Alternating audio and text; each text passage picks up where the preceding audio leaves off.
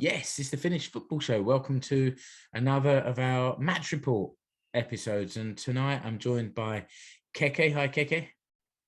Moi.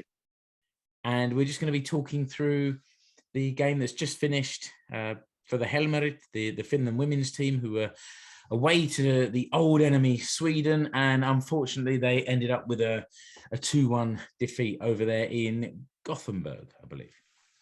That's right.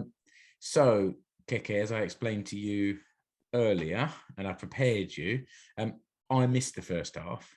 And now that makes me still better than Rich and Mark H, who seem to have missed the whole 90 minutes. But luckily, you were holding the fort for us. So how did the game start? How was the first sort of half, I suppose? But how did the game start? Yeah, I mean, all in all, my initial reaction from the game is that it obviously gutted to lose, but it was there wasn't much in it. It was pretty even. But yeah, the game started. I mean, it didn't feel like it was going to be like that at the start. I mean, just we went with a pretty familiar lineup. The only sort of not surprise, but the only name that might have caught the eye was Eli Pikku-Jamsa, who started in defence.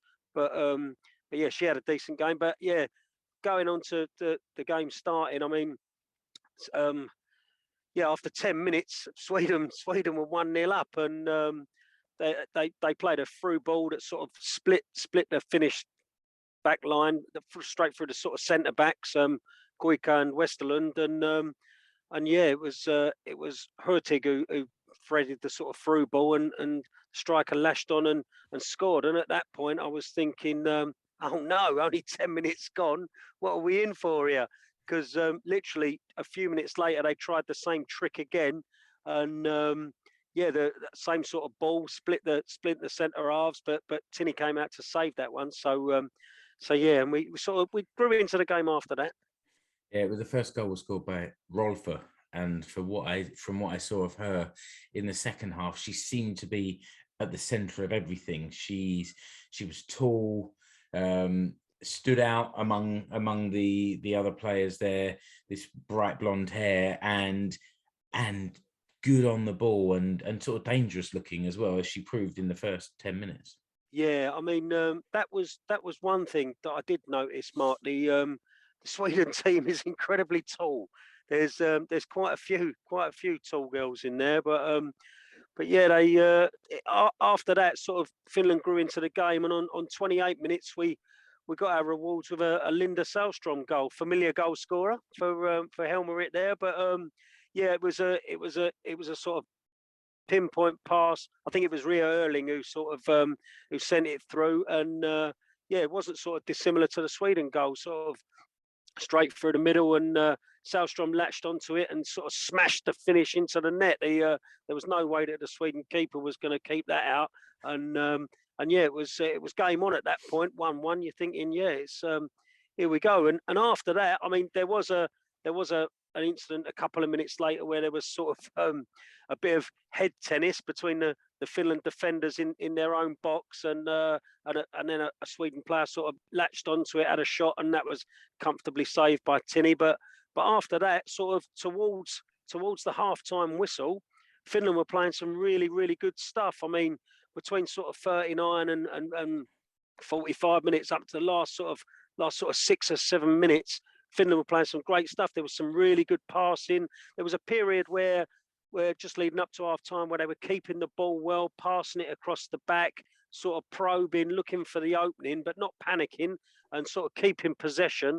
I was just waiting for the few Finland fans that were in the ground. Incidentally, it was a sellout. All tickets were sold tonight. Over 15,000, is that right? Yeah. So incredible, yeah. Isn't it? So fair play to all the fans who went out there and watched the game. But yeah, I was ready for the few Finland fans who was in there to start giving it Olay, because there were so many passes that they were keeping together. It was really good, sort of really good period. And then on about a couple of minutes before half time, just before regular time there, the Sunny Francie had a bit of a chance in the box. She managed to get the ball out of her feet initially, and then quick as a flash, there was sort of 4 Sweden defenders all around her, and she couldn't really get the shot away.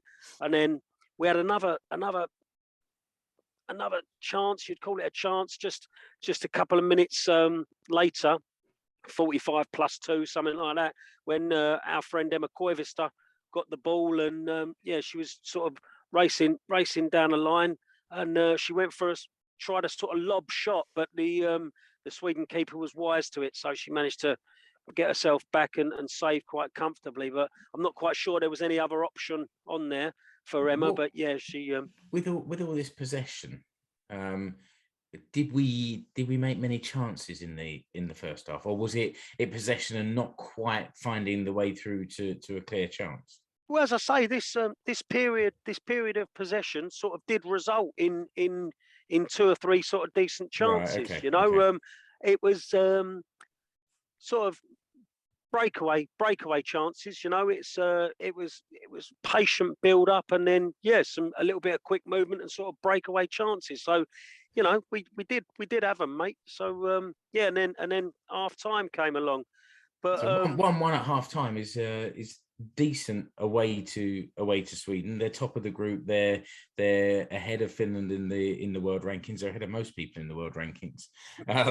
So, and the second half is where I joined. And from your description, it seems like that it carried on the same way. We were watching here, and maybe 8 minutes or so into the second half, there seemed to be quite a bit of good Finland pressure. So it carried on that same way before it, I guess, the tide started to turn and Sweden started to get a bit more control.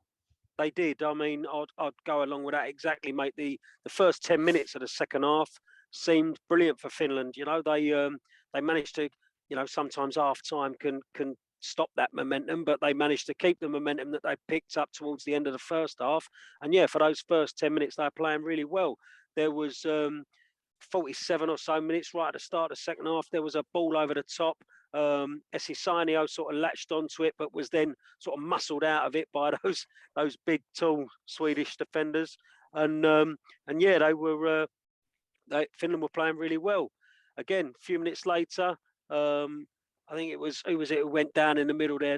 Looked to be injured for a moment. Summanen, I think. But there was the referee cleverly waved play on because sort of Finland were on the break, and there was a snapshot. But ultimately came to nothing. But as you say, mate, Sweden did start to edge back into it after that. Sort of getting, I mean, it was sort of 5 or 6 minutes before the hour mark, they started to sort of grow back into the game. They had a corner which was a bit of a warning where the striker sort of headed wide. But it was the next 7 or 8 minutes were all Sweden really after that. Yeah, and without wanting to sound like too much of the fanboy that I'm becoming, I wrote down here that they made several half chances, but Anna Westerlund was like a rock at the back. I do really like watching her play, either her defending or spraying those passes around. I can't say I saw any sprayed passes today, but it was the defensive side, and she's solid, and I like watching her play. She had that block, and also a really sort of really decent defensive header as well. That's cut out Sweden as well. So she, all in all, she's had it. Obviously on the end of a loss, it's difficult to take, but she had a decent game. Yeah, has had a good sort of autumn run of international games as well. I did then make the comment 65 minutes that Sweden were really pressing high, and this is when I started to feel there was a difference showing between the two teams, that when Finland got the ball at the back, they were being really pressed by 3 or 4 Swedish players and always looking likely to sort of turn it over and have another attack at the Finnish goal. And it wasn't the same at the other end of the pitch, mostly because the ball wasn't at the other end of the pitch quite so much. And then there was a interesting incident, I guess. 77 minutes. It looked like Finland had shot themselves in the foot. There was a short goal kick from from Tinney out to one of her defenders. I'm not quite sure which of her defenders it was, but the ball came straight back to her, and it was short, and it looked like the forward was going to get in there. Tinney came sliding out, and the forward, Mimmi Larsson, went down, and I was like, oh no, they've thrown it away. It's a penalty. And from the first angle, it looked like a dead cert. And then the ref came running over, and you think, right, she's pointing at the spot. Her hand went up in the air. And I was like, oh, was it a dive? And then the yellow card came out, and Mimmi Larsson was in the book with a finger being wagged at her, and it was a dive. She went down without really contact. I guess she could have left the leg in there, made that contact, and gone down. But still, it was a let off maybe for Finland, but it was only a short-lived let off, because a couple of minutes later came the winning goal. Yeah, I mean, with that, just on that incident, I initially thought it's a penalty there. I mean, Tinny seemed quite sure. She was sort of wagging her finger, saying no way as well. But I suppose she would have done that even if she had a clipped her. Quite right. But yeah, it was. I mean, it just. I don't think we can have too much of a go at Finland. It was just. I mean, it didn't stop them from playing out from the back a couple of times. You know, they that's the way they want to play. That's fine. But it just goes to show you that Sweden really were alert. They were chasing down and pressing everything. So there wasn't a second on the ball. So that's how that panned out. But it was a terrific goal though, wasn't it? Nicely taken from a forwards point of view. Anyway, it's never good to see a goal go against you, but from a forwards point of view, it was a nice finish. It was. I mean, across from the right, Westland seemed to have her hands full in the middle there with some of the other girls, and then it was a bit of a late run from Hurtig, and Emma followed her in, but Hurtig's long foot, she just managed to get in front of Emma Koivisto, and a long foot just sort of got on the end of it and stuck it past Tinney for 2-1, and I mean, Sweden were good for it, I think. If we're being completely honest, I mean, so they've gone ahead, and it was a bit of a tough ask for us to get back into it after that, I think. Yeah, my kind of summary at the end, based on the second half, but seemingly the two halves were fairly similar from what you've said, was that essentially Sweden had more in attack than Finland did, and they created more chances. They really closed down high up the field, and they just looked more dangerous than we did. But Finland, until the end, tried to play passing football, tried to pass it through the Swedish lines, and they got close, but never really close enough, and not close enough to get that goal. But there's a lot of positives there to sort of take into the remainder of the qualifiers in next year. There is. I mean, you know, as we've said already, Sweden are one of the best teams in the world. Do you know what I mean? And I don't think. I think the result is probably fair, and but I don't. We weren't a million miles away from them. You know, it was we sort of matched them for much of the game. Didn't let the early goal get our heads down. Got back into the game, but I just think their little bit of extra quality in the attacking in the attack just sort of showed. I mean, we did have a couple of chances in the second half. There was a lovely chance on 62 minutes when Finland broke away and Erling managed to steal the ball, and there was amazing quick good feet from Sani Franci. Ball went to Linda Salstrom, and you're backing her at that point, but she blasted over. So we did have chances, but it's a bit of a sore one to take, what with it being Sweden. But you know, we know how good they are, so I'm sure the girls will pick themselves up for the next set of fixtures. But if we just look at the group, I mean, currently we're still sitting in second place, but there's a game going on as we speak. It's Ireland Slovakia, which is currently at the time of recording still 0-0. It's half time in that fixture, and it's 0-0. So fingers crossed it stays like that. Yeah, quite right. And I'm just going to give a little bit of. Oh, well, I was going to check on the Palloliitto website for the next few games when the next fixtures are, but the fixture list ends today. So, in which case, I should say, follow the Finnish Football Show for news when the next games are upcoming, and remember to, wherever you're listening or watching this, press that subscribe button. I don't think we tell people often enough to subscribe. It all helps. Yeah, Yep. somewhere down there. Subscribe. It's somewhere down there. Somewhere it is. And Yeah, those next games are in April, Mark. So right, okay, good to yeah, know. so the next set of fixtures are in April. The first game's away against Slovakia, and it's a little double header. You got the 8th of April and the 12th of April, and then there's a home game against Georgia. So points up for grabs there. Good to know. Thanks, Keke. And I think in the last episode we said that there's the draw for the Nations League coming up in a couple of weeks' time. So yep, that's right. I remember 2 years ago we actually sat down there and recorded ourselves watching the draw. And as an audio podcast experience, it can only have been slightly less boring than watching the whole thing itself, which was rather boring.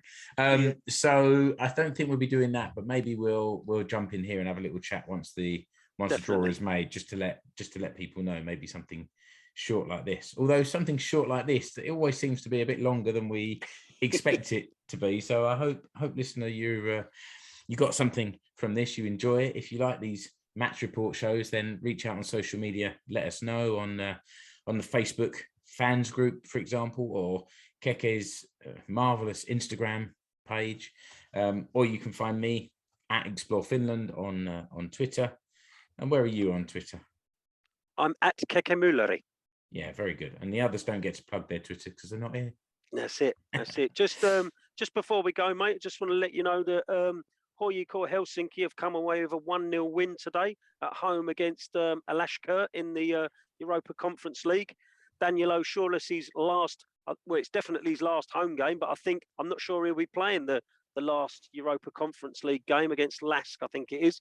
But so Daniel O'Shaughnessy's last game before he departs for Germany, and HJK have come away with a European win. So, and just remind us, where in Germany is he going to? He's going to FC Karlsruhe. Yeah, okay.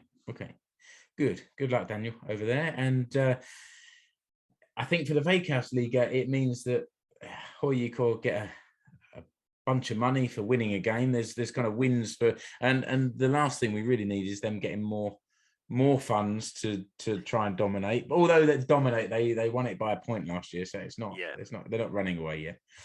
All right, good stuff. Thanks a lot, Keke, and thanks a lot for listening to this show. And until the next episode of the Finnish Football Show, thanks a lot. Bye bye. Moi moi.